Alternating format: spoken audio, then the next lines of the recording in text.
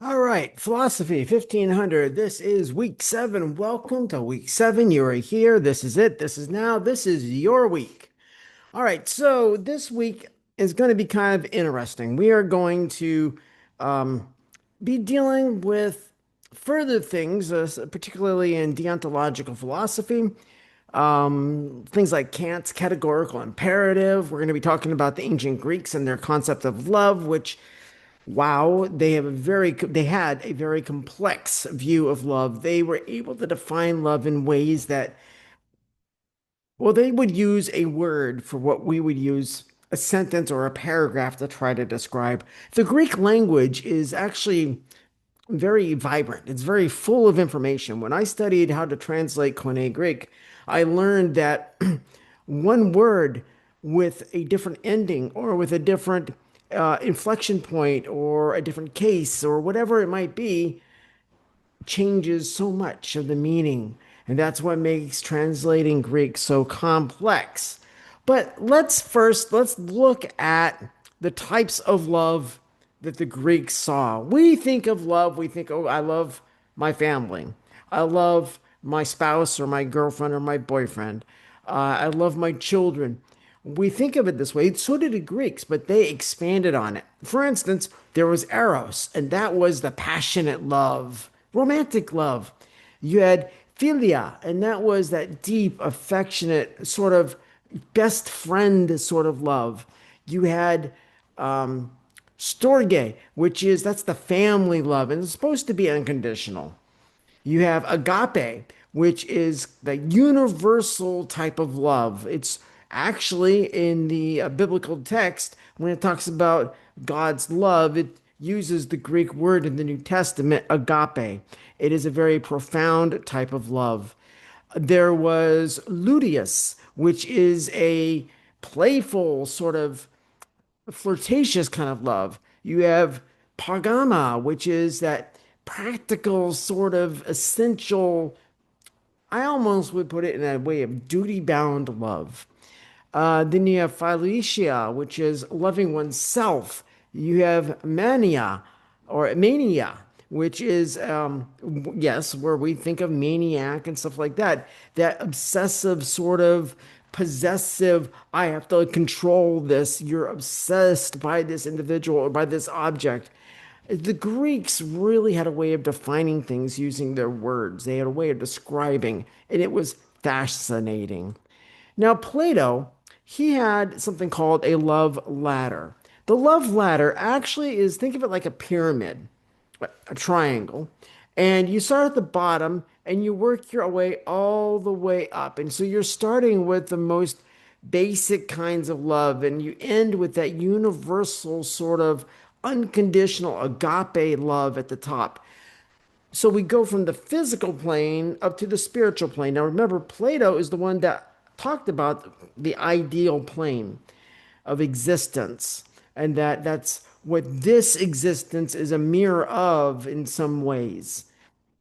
So this philosophical ladder, you begin saying, "Oh, this is beautiful," to at the end going, "What exactly constitutes beauty?"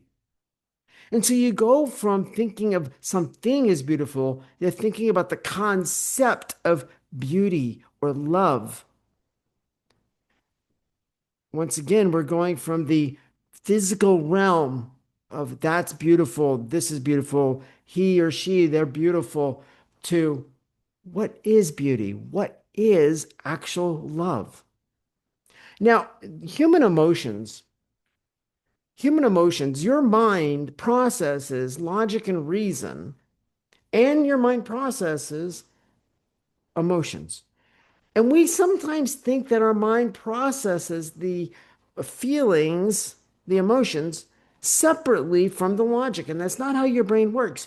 Your brain actually processes both at the same moment in time. So you think you're experiencing the logic and you have an emotion from it. You can't divorce one from the other. You literally, in your mind, experience both simultaneously. You process both simultaneously. And people like me, what I do is I address that feeling and then I take that and I say, okay, I've dealt with it. I store it away and I will return to it later and I will continue working on that. But I let myself experience it and process the beginnings of it. Then I file away because then I'm able to. That takes a lot of skill and practice to be able to do.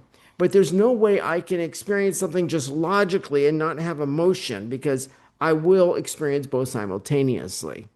And that really is a part of what we're talking about this week. We're talking about human emotion and we're looking at it from a philosophical and ethical point of view.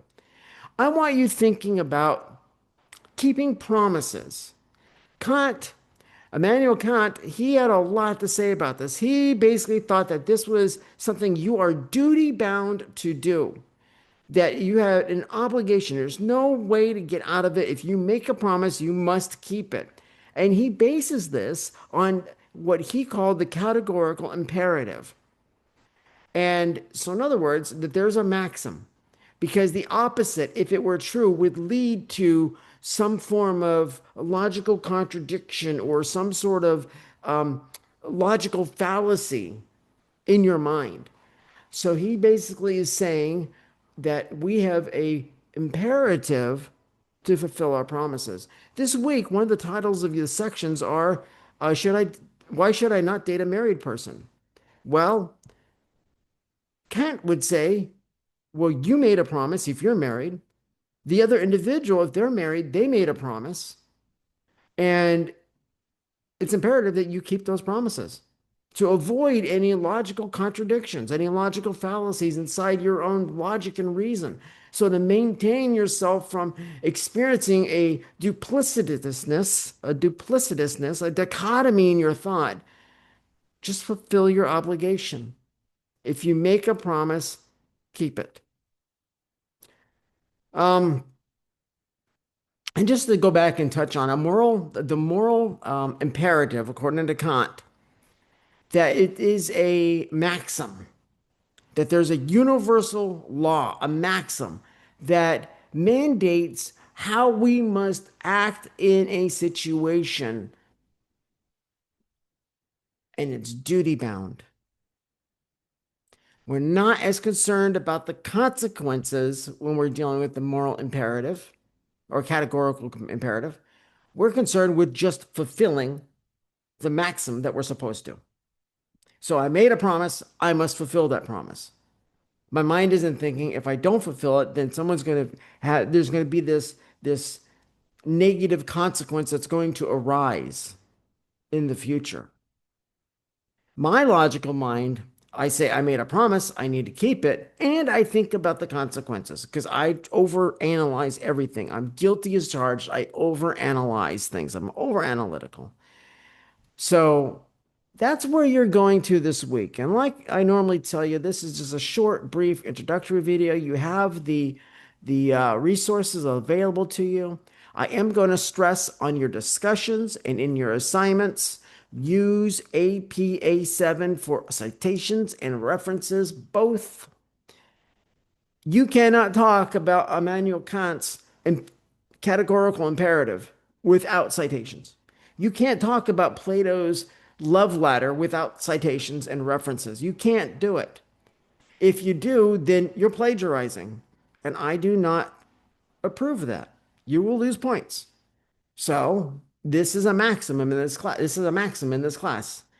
If you're using material that's from a source to answer a question in a post, to provide information in a post, or your assignments, where are your APA 7 citations and references?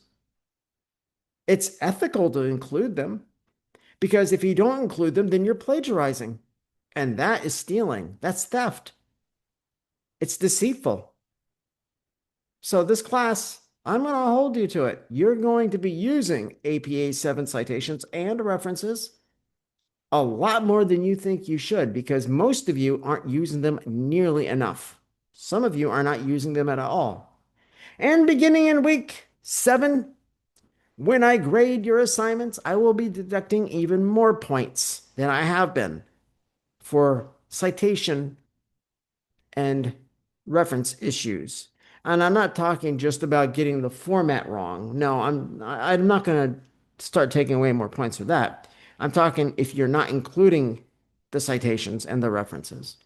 A citation goes in every single sentence you write that you use information from the source, not just once in the paragraph. Bear that in mind.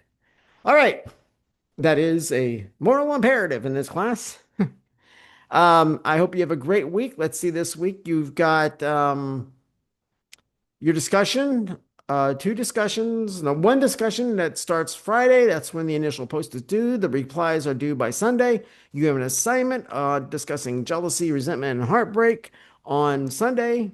So, discussions, initial post due Friday, replies, and you must be replying to at least two classmates. And the replies can't just be, yes, I agree with it. If your replies are short and just a line or two, guess what? You're losing points. They have to be substantive. You have to add to the discussion, present additional information, an opposing theory, a different perspective. And once again, if you're using material, if you're using information from a source, include your citations and your references in your replies. Some of you have done that, and I appreciate it. Some of you have not. And like I said, beginning in week 7, more points will be deducted. So, if you have any questions, feel free to give me a shout, give me a holler through email, and I will see you in the discussion board first. Take care. Have a great week.